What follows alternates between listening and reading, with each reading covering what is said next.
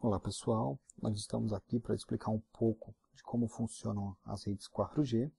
A gente vai dar uma visão mais geral, não vai ser nada muito aprofundado, e vamos falar basicamente do que é o 4G, que tecnologia é essa, um pouco da sua infraestrutura e também um pouco das frequências.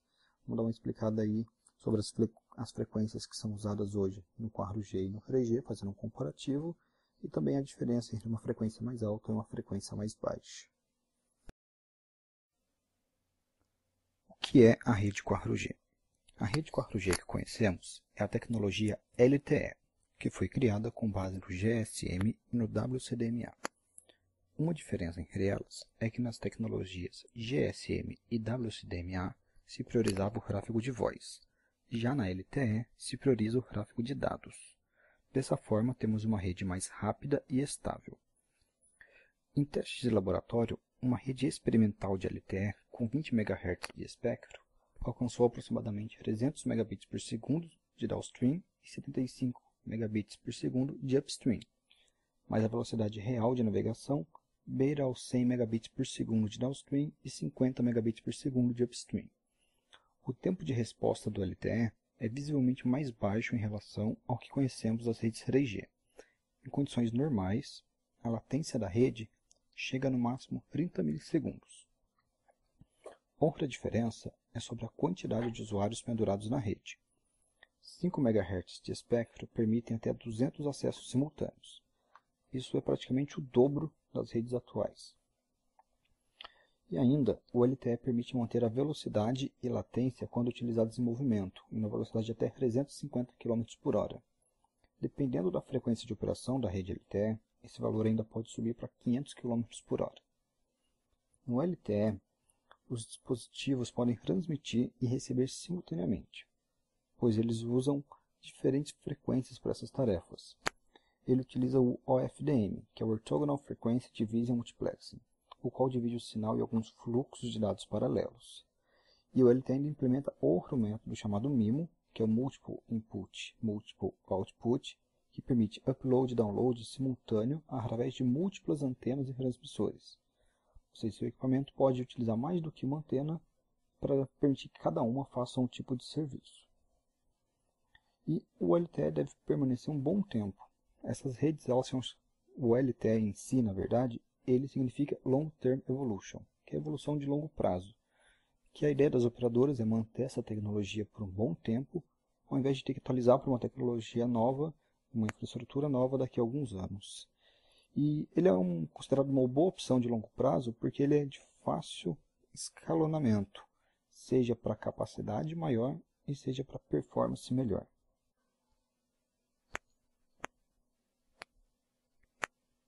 Vamos falar agora da infraestrutura das redes 4G. Boa parte da estrutura das novas redes instaladas no país é similar à utilizada pela geração anterior de redes móveis. E é possível até que alguns dos equipamentos estejam sendo utilizados para as transmissões dos dois padrões, uma vez que as diferenças efetivas estão apenas na última etapa. O sinal chega para as operadoras por cabos de fibra ótica oriundo dos grandes backbones. Depois disso, ele é enviado também por cabo até as centrais de distribuição. E para ser levado às antenas, ele passa por grandes roteadores e switches de alto desempenho. Ainda por fibra ótica, o sinal é direcionado até as antenas, e é nesse momento que ocorre a grande diferenciação dos padrões. A grande maioria das antenas 3G são redistribuidoras, ou seja, elas recebem um sinal de uma antena principal e então compartilham a frequência com os usuários que estiverem ao alcance, no celular, tablet ou computadores. Ao mesmo tempo, as antenas 4G são distribuidoras. Isso significa que elas recebem o sinal por cabo de fibra ótica e então enviam os espectros para os consumidores. Ou seja, elas não vão captar o sinal de uma outra antena e não vão estar expostas às variações, aos problemas que as antenas 3G estão expostas. A gente ainda precisa lembrar que existe diferença nos equipamentos utilizados nessas antenas. Não é só a frequência utilizada que é diferente das redes 3G, mas também o método de empacotamento dos dados.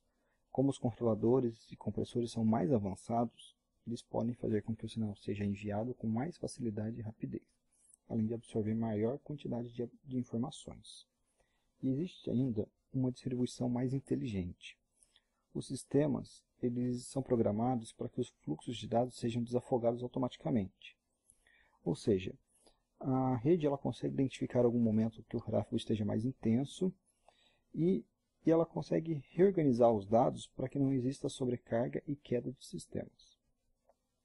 E falando em termos de velocidade agora, a gente tem uma diferença gritante entre a tecnologia 3G e 4G.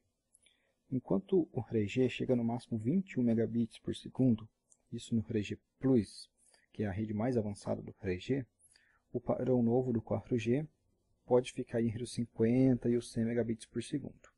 E o tempo de resposta também melhora. No 3G a gente tem um tempo de resposta de 50 milissegundos contra o máximo de 30 milissegundos do 4G. Todas as redes 3G brasileiras elas operam na faixa de frequência de 850 MHz e 2.1 GHz. E a rede 4G, por enquanto, funciona na faixa de 2.5 GHz. Isso influencia e não influencia diretamente nos resultados. A frequência maior significa um alcance menor, vai exigir um número maior de antena para distribuição de sinal, o que vai fazer com que os resultados sejam melhores, que aí a probabilidade é que tenham menos pessoas em cada antena. E a questão do não é porque a gente tem que entender o seguinte: o grande trunfo das redes 4G está nos equipamentos utilizados, porque eles têm uma eficiência muito maior no empacotamento de dados principalmente. E isso que vai trazer velocidades de transmissão mais altas e mais estáveis. Existem também vários países que utilizam a frequência de 700 MHz em suas redes. Isso vai acontecer no Brasil, mas apenas em alguns anos, quando essa banda ela for liberada pelos canais de TV analógica, o que deve ocorrer entre os anos de 2016 e 2018. Essas frequências de 700 MHz elas são mais desejáveis porque são mais estáveis, mais densas e também são capazes de penetrar obstruções como prédios e, contrastando com as frequências maiores, que trabalham assim numa linha de visão, são mais facilmente atrapalhadas por objetos e outras interfaces.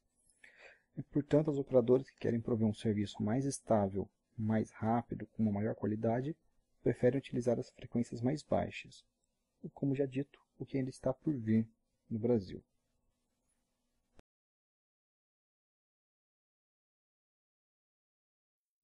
Bom, o que a gente tinha para apresentar sobre as redes 4G eram isso.